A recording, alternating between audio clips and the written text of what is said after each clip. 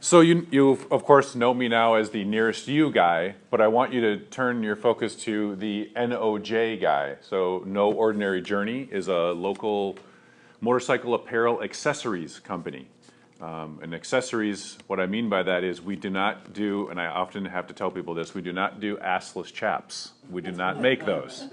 But accessories in anything that you would wear to reduce to help your, when you're riding your motorcycle or even outdoors to reduce wind or any kind of weather issues. So neck warmers, balaclavas, these types of products are the stuff that we make. And we make it out of fleece primarily as our main material. We also have a few products that use neoprene. One important thing about Nearest You is that everything except the neoprene is made here in the United States. So it's a made in the USA company. And specifically, it's manufactured here in Minnesota. And you can imagine that being a pretty big thing for motorcycle community, right? To have a made in the USA company. Though you'd think it'd be even more important than it is, but honestly, price point is more important to consumers, whether they are very patriotic or not. And when they go to Walmart and find the $4 neck warmer, and we struggle with those. And I'll talk about that struggle a little bit. But so the business started, be holding my helmet here, but the business started in 1988 by my uncle John. No Ordinary Journey, NOJ. Terrible tagline. So when I bought the company in 2008, I created that tagline just to not tell the story that it's my uncle's name backwards. No Ordinary Journey. He didn't have that tagline. He just called it NOJ.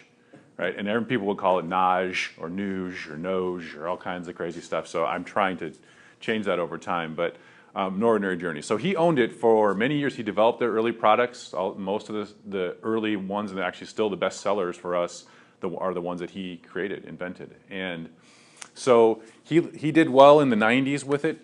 He didn't make it. It wasn't necessarily a full-time gig for him, but he really tried to build this company and got a distributor early on out of Wisconsin, one of the top 5 in the country, really probably the 5th, but still. And so he ran it through then, and then he just wasn't a business guy though. He was an inventor. And so he, like for example, on the product itself, on several products, there is a 1-800 number on the label. And he let that number lapse, so he forgot to pay the bills once. And then just forgot, and it kept being, so you'd call and be like, this number has, you're like, how do you build a business when your 1-800 number goes defunct, right? And he didn't have a website, even in, by the time I took it over, he still had not had one in 2008. So when he decided he was going to try to sell it or just close it down, I came to him with a proposition, said, hey, I could buy this from you over time. I'd like to try this out. We tried the partnership thing for a little while and it just wasn't working. He was really out. He had been in the business for 20 years. He was done with it. He had family. He was building his own house. Like he was just really, really busy. And so we ended up saying, okay, fine, you just take it over and pay me out, essentially, right? And that's what happened. And thankfully, I paid off that debt just recently. Took quite a few years to get that done. But it's a very small company, less than 100,000 in revenue a year. And I haven't done anything in the time I've owned it. We lost our distributorship like day one, which was, what a great sale for my uncle. Yes, I'm out. And then the distributor leaves. It was just bad luck. What he didn't know was happening. And part of the problem is that distributors now make products for the companies that they distribute for. So they make the same products. And then who do you think they promote when they go out and talk to retailers like motorcycle shops and things? But additionally, it was actually okay because I think our Made in the USA tag just wasn't being fully utilized within the large catalog of thousands of products they would send to the motorcycle dealerships, right? The Made in the USA part is just so unknown within this industry now. Everything is made in China and Mexico and everywhere. So anyway, I took it over in 2008 and then I built a website, got some more e-commerce going. Got an eBay store, which has brought in some more revenue. But because I've been so busy, I teach full time, and I also run Nearest You. That NOJ has never gotten the time that it has deserved, and so now it's time to change that again. So revenue has been declining over time. We haven't seen the sales that I would like to see just because I don't go to motorcycle shows. I'm actually not a current rider. I'm not a motorcycle rider, so I really struggle with identifying with my customers. And so I think that's part of that ask, Patrick, that we always have of what can you do for me, is like really helping, if you know people that ride motorcycles, connect them to me. You know, maybe we could do like a product thing where they can just try out some products or use it for, and be kind of our influencers a little bit. I'd like to find some local community groups that do that. You know, we need to do more shows. We need to have that vendor table. We will when a big one comes to the convention center this winter. So right now it's that we're rebooting, right? We're a 30-year-old company that needs to reboot and be like a startup again and act agile and make these decisions on the fly and not, you know, like an old manufacturing company, right? Start telling our story again through video. You know, some of those types of things need to happen just to start reinvesting in the company. We're rebuilding the site right now. I thought it'd be up this week, but it'll be up in the next 2 weeks. A new site on Shopify. Amazon storefront is coming within 2 weeks as well. I've got that set up, so that's another front for direct to retail, you know, to the consumer, I mean. Retailer is hard to get in because they want a distributor. It's easier for them to have the, you know, the 500-page catalog and order out of there than it is to a onesie twosie from a small vendor like me.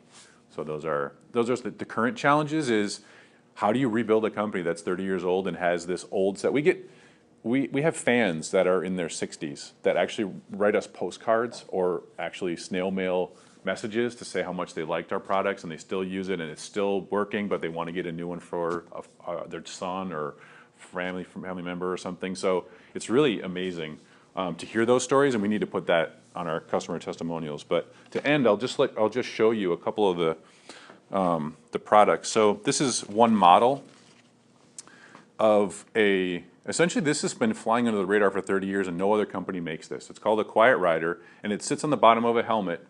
So this is upside down, but right, it's like this. And it reduces helmet noise and wind debris, or debris that gets into the helmet when you're riding. And it used to be custom. These are not custom anymore. These are mostly universal fit, but they used to be made out of leather when my uncle started, and they were patented. And they would fit the 8 helmets in the market in 1988. Now there are 800 helmets in the market, so it's impossible to make custom versions of this. But most riders really like it. You know, there's a certain set that it doesn't work well for them. Maybe their head size, the helmet size, just all kinds of factors go into this. But, you know, when they ride, this is the cold weather version. So this one, snowmobilers use frequently, right? Because it's got extra stuff that fits down here, creates that gasket of air or snow for that. So I think this is where we need to start putting more of our energies. And we've talked to people like Polaris in the past and some other companies to like work together, and I just never have followed up. And as you've done any sales before in here, you know that it takes 8 touch points to make that sale and not 3. I've learned that the hard way. So that's the next step in doing that. And lastly, the other couple of products that are actually our best sellers are neoprene fork guards. So they fit around the fork, wrap around there so you don't get debris up in the fork and have to clean it. It's very expensive. These are $20, right, retail. And the same version but smaller are grip wraps. So they wrap around grips of a motorcycle or other.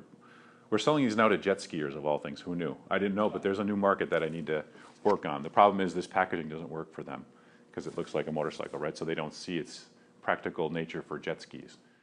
Yeah, let's give Ryan a round of applause.